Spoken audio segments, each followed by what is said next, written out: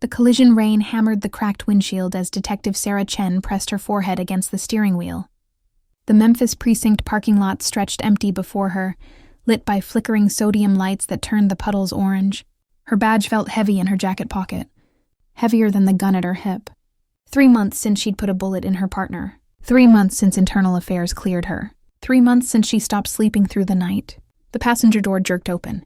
A man dropped into the seat, water streaming from his leather jacket. Dark stubble covered his jaw. His eyes were the color of smoke. "Drive." Sarah's hand found her weapon. "Get out of my car." "Detective Chen." His voice was gravel and cigarettes. "You don't know me, but I know you. I know what happened on Riverside Drive. I know it wasn't clean." Her blood turned to ice water. "Drive," he repeated. "Or tomorrow morning everyone else knows too." She started the engine. The wipers scraped across the glass in rhythmic beats. "Who are you?" "Dominic Vale. I'm the one who can prove your partner was dirty." He pulled a flash drive from his pocket, held it between 2 fingers. "I'm also the one who needs you to help me disappear. You're a criminal. Former. I testified against the Antonelli family. Now they've got a contract on my head, and your department has a leak." Dominic's laugh was bitter. "Witness protection put me in a safe house. 3 hours later, I had 6 men with guns kicking down the door. Someone told them where to find me." Sarah's knuckles whitened on the steering wheel. "Why me?" "Because you're broken too. Because you'll understand what I'm about to ask you to do." He leaned closer. The smell of rain and something darker. Copper, maybe. Blood. "Because in about 90 seconds, those men are going to pull into this parking lot, and you're going to have to decide if you want to live."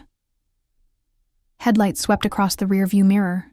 2 black SUVs, moving fast. "Sarah," Dominic's voice cut through her paralysis. "Drive now." She slammed the accelerator. The car fishtailed through the exit as gunfire shattered the night behind them. "What did you do?" she shouted over the screaming engine. Dominic pressed a hand to his side. When he pulled it away, his palm was red. I remembered where they buried the bodies. The safe house. The cabin sat 40 miles outside the city, hidden behind overgrown pines and a gate that hadn't been opened in years. Sarah killed the headlights before turning down the gravel drive. Her hand still shook. Dominic hadn't spoken since she'd pulled the bullet from his side in a gas station bathroom, his teeth gritted against the porcelain sink. Now he leaned against the passenger window, skin pale as bone in the darkness. "This place belonged to my father," Sarah said, cutting the engine. "No one knows about it. Everyone can be found." Dominic's eyes stayed closed. "It's just a matter of time and money." Inside, the cabin smelled like dust and old wood. Sarah locked the door, checked every window. Dominic collapsed onto the worn couch, one hand pressed against the makeshift bandage at his ribs. She stood across the room, arms crossed. "Start talking. All of it." "I was the Antonelli family's accountant for 8 years. His voice was steady despite the pain. "I moved their money, cleaned it, made it disappear. Then I met someone who made me want to be different. Let me guess. They killed her. Him." Dominic's eyes opened, met hers. "They made me watch. Then they told me if I ever spoke about it, they'd do worse." The silence stretched between them like a wire pulled taut. "Why testify then?" "Because living like this isn't living. It's just waiting to die." He pulled the flash drive from his pocket again, held it up. "This has everything. Transactions, shell companies, names of every cop and judge on their payroll, including someone in your precinct." Sarah's stomach dropped. "Who?" "That's what we need to figure out together. Because whoever it is, they've been covering up more than mob activity." Dominic sat forward, wincing. "Your partner, Marcus Reeves. 3 weeks before you shot him, he deposited $40,000 into an offshore account." The room tilted. "That's impossible." "Marcus was clean. He was my mentor. Marcus was going to kill you." Dominic's words hit like bullets. "The Antonellis paid him to. You just got to him first." Sarah's vision blurred. She remembered that night. The warehouse, Marcus turning his gun toward her instead of the suspect. The split-second decision that ended his life and shattered hers. "How do you know this?" "Because I'm the one who processed the payment." Dominic stood slowly, moved toward her. "I watched them plan your murder, Sarah. I did nothing to stop it. That's why I'm here. That's why I'm asking you to trust someone who doesn't deserve it. She wanted to hit him, wanted to scream. Instead, she asked the only question that mattered. What do you need from me? Help me take them all down. Every single one. His eyes held hers. Even if it means burning your whole department to the ground. Sarah's phone buzzed. A text from an unknown number. We know where you are. You have something that belongs to us. Return Dominic Vale by midnight, or we start killing everyone you've ever cared about. Starting with your sister. Attached was a photo. Emma, sitting in her apartment, a red dot on her chest. Dominic read the message over her shoulder. I'm sorry, Sarah grabbed her keys. We're going to get her. Then we're going to end this. They'll be waiting for us. I know. She checked her gun, loaded a fresh magazine. But they don't know what I'm willing to do to protect what's mine. Dominic caught her wrist. Sarah, once we cross this line, there's no coming back. She pulled free, headed for the door. I crossed that line 3 months ago. The Betrayal Emma's apartment building rose 12 stories into the Memphis night. Sarah parked 2 blocks away, engine idling. This is a trap, Dominic said. His wound had stopped bleeding, but his face held the gray pallor of shock. Everything's a trap. Sarah pulled her backup piece from the glove box, handed it to him. You know how to use this? I grew up in South Boston. What do you think? They moved through the service entrance. Sarah's badge got them past the building security, a kid barely old enough to drink who didn't ask questions. The elevator climbed in silence, 11th floor. Emma's apartment was at the end of the hall. The door stood open 6 inches. Sarah's heart hammered against her ribs. She signaled Dominic to stay back, pushed the door wider with her foot. The apartment was dark, silent. The city lights through the window painted everything in shades of amber and shadow. Emma? Sarah's voice barely rose above a whisper. A lamp clicked on. Emma sat in the armchair by the window, hands folded in her lap. Calm. Too calm. Behind her stood a man Sarah recognized from the case files. Victor Antonelli, the family's enforcer, his gun pressed against Emma's temple. Detective Chen. Victor's smile was all teeth. So glad you could join us. Let her go. This is between you and me. No, detective. This is between me and the accountant hiding in your hallway. Victor's voice hardened. Come out, Dominic. Or I paint these walls with her brain. Dominic stepped into the doorway, hands raised. I'm here. Let the girl go. You testified against my family. You think this ends with your death? Victor laughed. This ends with everyone you've ever spoken to dead. Everyone you've ever touched. Everyone you've ever looked at too long. Sarah's gun stayed trained on Victor's head. Impossible shot. Emma directly in the line of fire. The flash drive, Victor continued. Where is it? Somewhere you'll never find it, Dominic said. Kill us, and it goes public automatically. Every transaction, every name, your whole empire gone in 48 hours. Victor's finger tightened on the trigger. You're bluffing. Try me. The moment stretched. Sarah's finger ached against her trigger. One wrong move and Emma died. One wrong word and they all died. Emma's voice cut through the tension. He's not bluffing, Victor. Sarah's blood went cold. Emma's eyes met hers across the room. No fear in them. Only something harder. Something calculated. Emma, what are you doing? I'm sorry, Sarah. Emma's voice held no emotion. But you were never supposed to survive that warehouse. Marcus was supposed to finish the job. The world stopped spinning. You? Sarah's gun wavered. You're the leak? I've been on the Antonelli payroll for 3 years. Who do you think told them about every raid? Every witness? Every safe house? Emma stood slowly, Victor's gun following her movement. Who do you think made sure Dominic's location got out? Dominic moved forward. Sarah, we need to go, now. But Sarah couldn't move. Couldn't breathe, her baby sister. The girl she'd raised after their parents died. The reason she'd become a cop in the first place. Why? Because they paid better than your moral superiority. Emma's smile was cruel. Did you really think I wanted to be saved by you forever? Poor Emma. Tragic Emma. Emma who needs her detective sister to fix everything. Victor lowered his gun, moved to Emma's side. The flash drive, Dominic. Last chance. Dominic pulled it from his pocket. Held it up. You want it? Come take it. He threw it toward the open window. Victor lunged. Sarah fired. The bullet caught Victor in the shoulder, spinning him backward. Dominic grabbed Sarah's arm, yanked her toward the door. They ran. Down the hallway. Down the stairs. Behind them, Emma's voice echoed through the stairwell.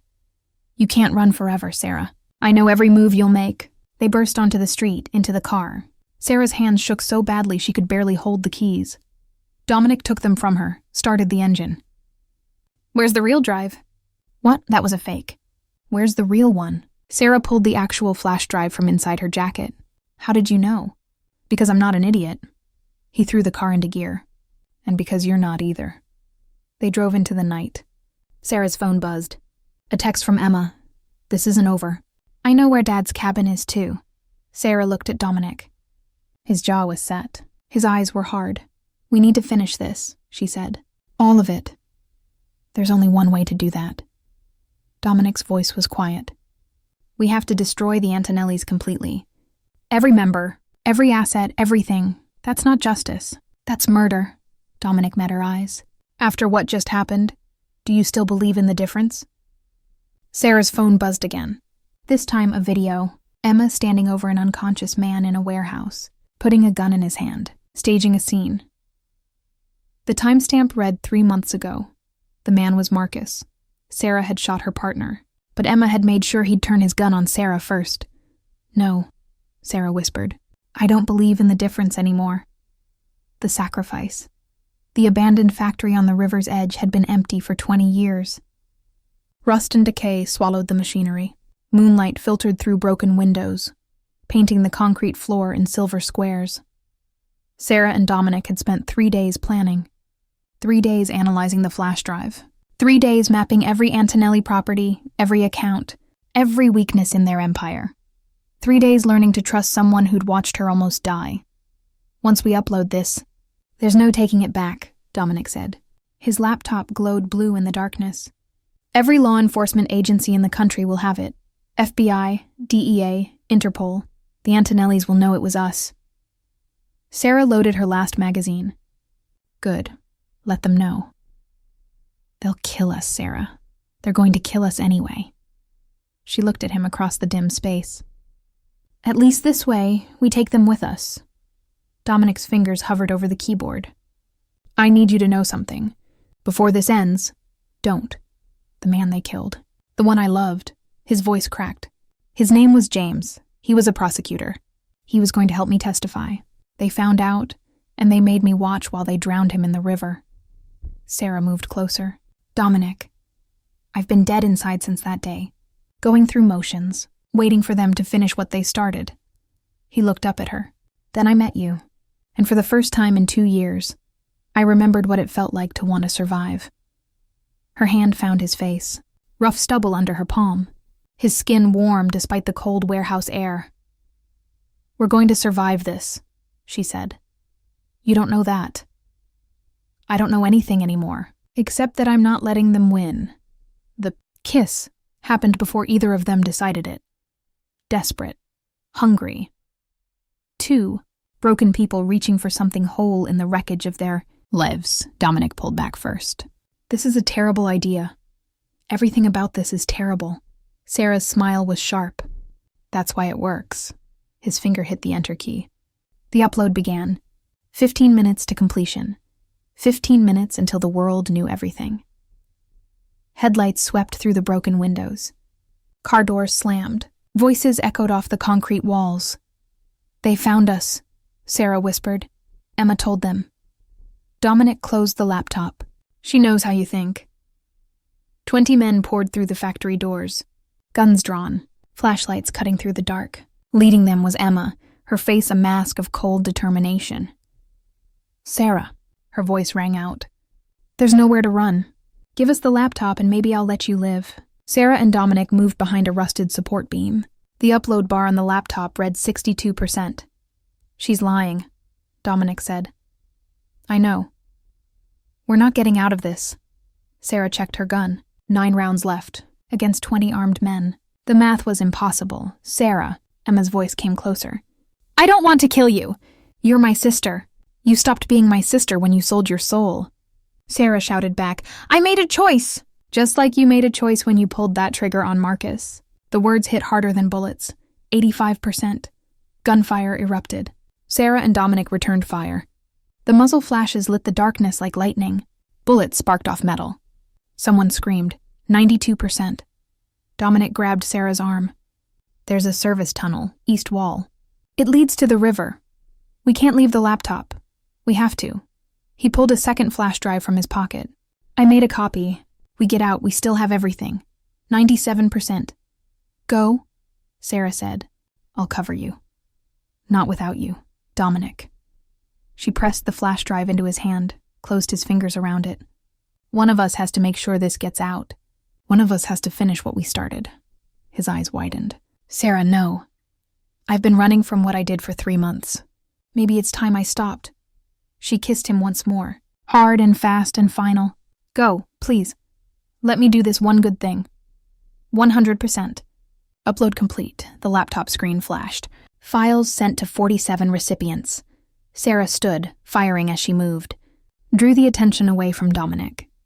Watched him disappear through the service tunnel entrance. Watched him look back one last time.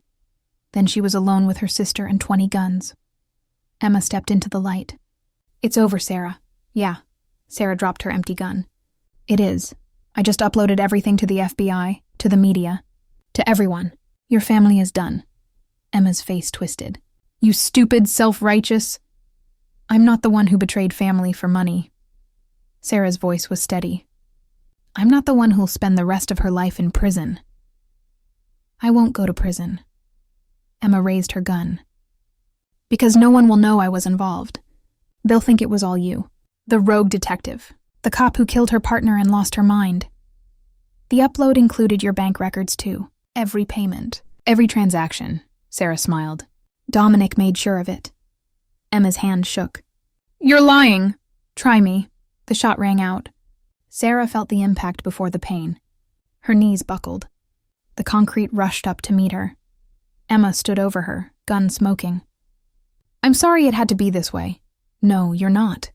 Blood filled Sarah's mouth. But you will be. Sirens wailed in the distance. Red and blue lights flashed through the windows. The FBI, coming fast, Emma ran. Left Sarah bleeding on the factory floor. Left her to die alone in the dark. But Sarah wasn't alone. Dominic appeared at her side, hands pressing against the wound. I couldn't leave you. I couldn't. You were supposed to run, she whispered. I've been running my whole life. Tears streamed down his face. Not anymore. Not from this. Not from you. The FBI burst through the doors. Agents swarmed the space. Someone was shouting for a medic. Sarah's vision dimmed. Dominic's face above hers. His voice in her ear. Stay with me. Please. Stay. Everything went black. The reckoning. The hospital room smelled like antiseptic and second chances. Sarah woke to machines beeping steady rhythms and sunlight streaming through half-open blinds. A federal agent sat in the corner chair reading a newspaper. Welcome back, Detective Chen. The agent folded his paper. You've been out for 4 days. Her throat felt like sandpaper. Dominic? In custody. Protective custody. The agent stood. He refused to leave until the doctors said you'd make it. He's been in the waiting room for 96 hours straight. Sarah tried to sit up. Pain lanced through her chest. Easy. The bullet collapsed your lung. You're lucky to be alive. The agent moved closer. Unlucky in almost every other way. Your sister's testimony painted you as the mastermind behind the leak. She's claiming you forced her to work with the Antonellis, that you killed your partner because he discovered what you were doing. That's a lie. I know. The agent smiled. Because Dominic Vale's testimony tells a very different story. And because your sister was stupid enough to keep records of her own payments, we found them on her personal laptop. Relief flooded through Sarah's veins. Where is she? Federal prison. Awaiting trial. She's looking at 40 years minimum. The agent's expression softened. I'm sorry. I know she's your sister. She stopped being my sister when she tried to kill me. Fair enough. The agent handed her a folder. This is from Dominic. He said you'd want to see it. Inside was a printout. Bank records, arrest warrants, photos of Antonelli family members in handcuffs. Victor Antonelli had died in a shootout with FBI agents. The empire had collapsed in 72 hours. It's over, the agent said. All of it. Thanks to you two. What happens to Dominic? That's complicated. He committed crimes, real ones. But he also brought down one of the most dangerous criminal organizations in the country. The agent headed for the door. The prosecutor is willing to work out a deal.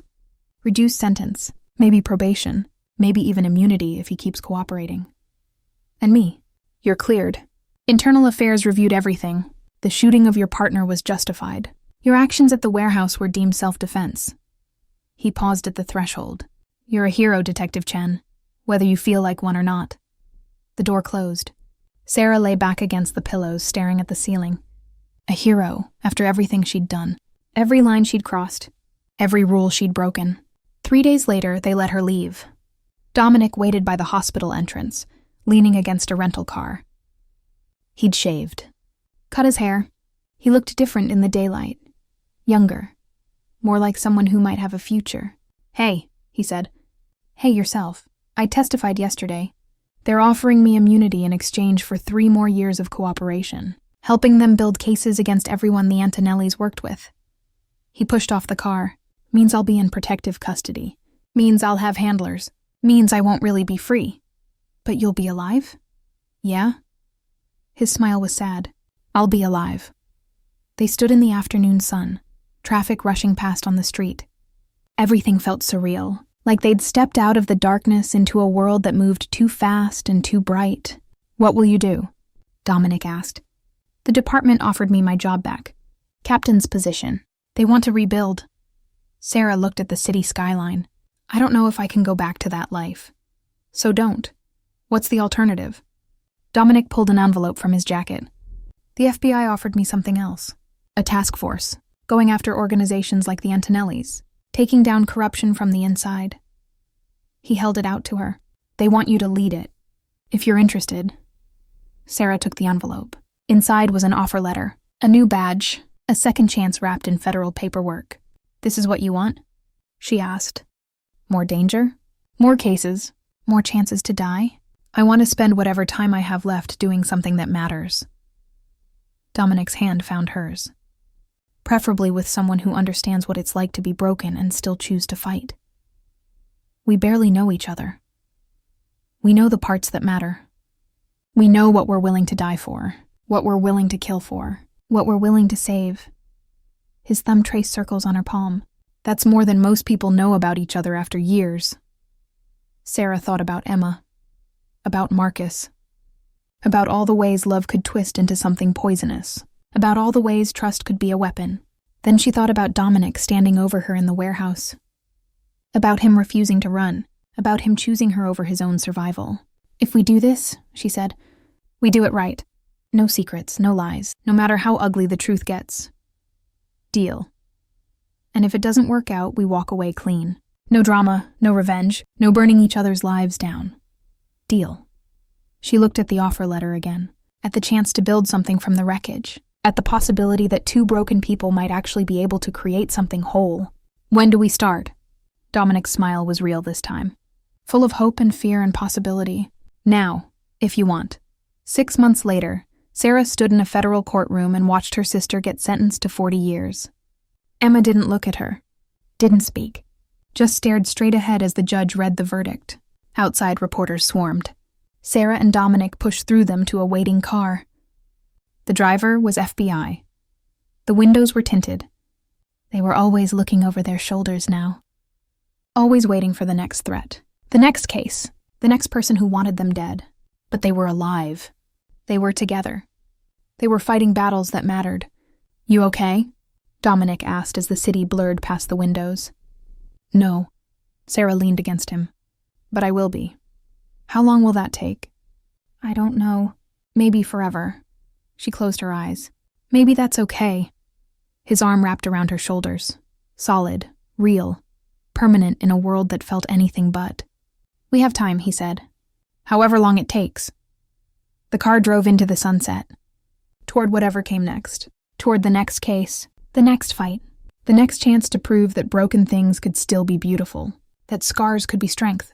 That 2 people who'd lost everything could find something worth living for in each other. It wasn't perfect. It wasn't simple. It wasn't the ending either of them had imagined. But it was theirs. And that was enough. The end.